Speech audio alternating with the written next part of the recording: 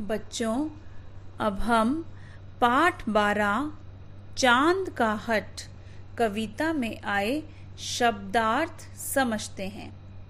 शब्दार्थ इस प्रकार हैं। नंबर 1, हट। हट का अर्थ है जिद। नंबर 2, सनसन।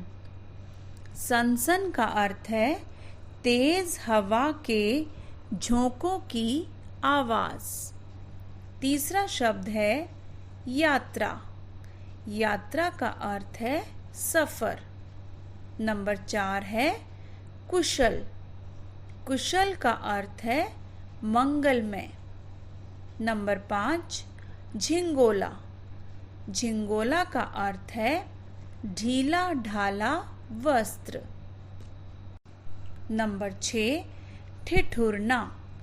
ठिठुरना का अर्थ है कांपना। नंबर 7, सलोना। सलोना का अर्थ है सुंदर। नंबर 8, भाड़ा। भाड़ा का अर्थ है किराया। नंबर 9, अंगुल भर। अंगुल भर का अर्थ है उंगली की चौड़ाई के बराबर। एक बार दोबारा देखो बच्चों। हट, जिद, सनसन, तेज हवा के झोंकों की आवाज, यात्रा, सफर, कुशल, मंगलमय, झिंगोला, ढीला ढाला वस्त्र, ठिठुरना, कांपना, सलोना, सुंदर, भाड़ा, किराया, अंगुल भर, उंगली की चौड़ाई के बराबर। बच्चों, आपको दिए गए शब्दार्थ केवल याद करने हैं। बच्चों, अब हम साक्षी पुस्तक का पाठ 12 है चांद का हट, जो एक कविता है, के अभ्यास का प्रश्न 3 समझते हैं। प्रश्न है, नीचे दिए गए प्रश्नों के उपयुक्त उत्तर पर सही का चिन्ह लगाइए। बच्चों, हमें यहाँ 3 प्रश्न दिए गए हैं और प्रत्येक प्रश्न के 3 विकल्प दिए गए हैं। हमें सही विकल्प को चुनना है और उस पर सही का चिन्ह लगाना है। पहला भाग है, चांद किस मौसम की बात कर रहा है। हमारे विकल्प हैं सर्दी, गर्मी, बरसात। बच्चों, इसका सही उत्तर है सर्दी।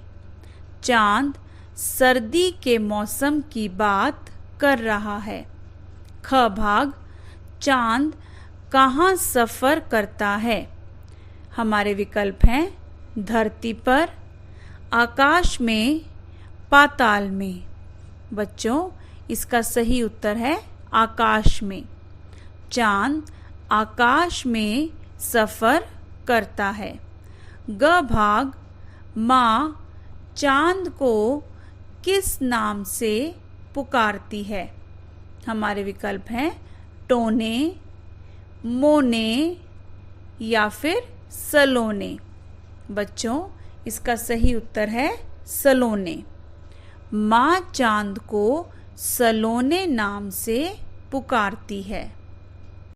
बच्चों, अब हम भाषा ज्ञान का प्रश्न 1 समझते हैं। प्रश्न है, वर्ग पहेली से पर्यायवाची शब्द ढूंढकर लिखिए। बच्चों, पर्यायवाची शब्द वे होते हैं जो दिए गए शब्द का समान अर्थ हमें बताते हैं। बच्चों, हमें यहाँ कुछ शब्द दिए गए हैं और हमें इन शब्दों के पर्यायवाची शब्द यहाँ पर लिखने हैं। दिए गए शब्दों के पर्यायवाची शब्द हमें वर्ग पहेली में से ढूंढकर लिखने हैं। पहला शब्द है राजा। राजा का पर्यायवाची शब्द होगा भूपति। दूसरा शब्द है कपड़ा। कपड़ा का पर्यायवाची शब्द है वस्त्र। तीसरा शब्द है हवा। हवा का पर्यायवाची शब्द है पवन। चौथा शब्द है पक्षी। पक्षी का पर्यायवाची शब्द है खग। पांचवा शब्द है आकाश।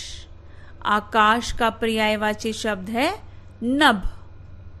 छठा शब्द है चांद। चांद का पर्यायवाची शब्द है चंद्रमा। सातवां शब्द है आंख। आंख का पर्यायवाची शब्द है नयन। आठवां शब्द है जंगल।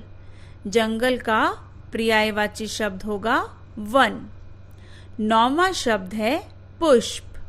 पुष्प का पर्यायवाची शब्द है फूल। 10वां शब्द है शेर। शेर का पर्यायवाची शब्द है सिंह। एक बार दोबारा देखो बच्चों।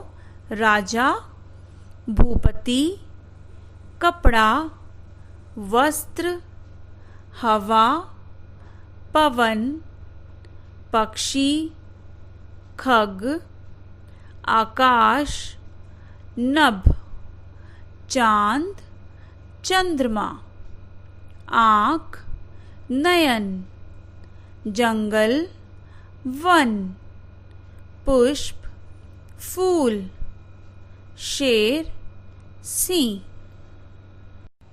बच्चों, अब हम भाषा ज्ञान का प्रश्न 4 समझते हैं। प्रश्न है, रंगीन शब्दों के विलोम लिखकर वाक्य पूरे कीजिए। पहला वाक्य है, सूरज दिन में दिखाई देता है और चांद डैश में दिखाई देता है। बच्चों, यहाँ रंगीन शब्द है दिन और इसका विलोम शब्द होगा रात। तो यह वाक्य इस प्रकार बनेगा, सूरज दिन में दिखाई देता है और चांद रात में दिखाई देता है। दूसरा वाक्य, प्रशांत मोटा है और सुशांत डैश। बच्चों, यहाँ रंगीन शब्द है मोटा, इसका विलोम शब्द है पतला। हमारा वाक्य बनेगा, प्रशांत मोटा है और सुशांत पतला। तीसरा वाक्य, मेरी माता हमें बहुत प्यार करती हैं और डैश भी। बच्चों, यहाँ रंगीन शब्द है माता। माता शब्द का विलोम शब्द है पिता। तो बच्चों, वाक्य होगा, मेरी माता हमें बहुत प्यार करती हैं और पिता भी। चौथा वाक्य, मैं बड़ा हूँ और मेरा भाई हमसे डैश है। बच्चों, यहाँ रंगीन शब्द है बड़ा और बड़ा शब्द का विलोम शब्द होगा छोटा। तो बच्चों, इस प्रकार यह वाक्य बनेगा, मैं बड़ा हूँ और मेरा भाई हमसे छोटा है।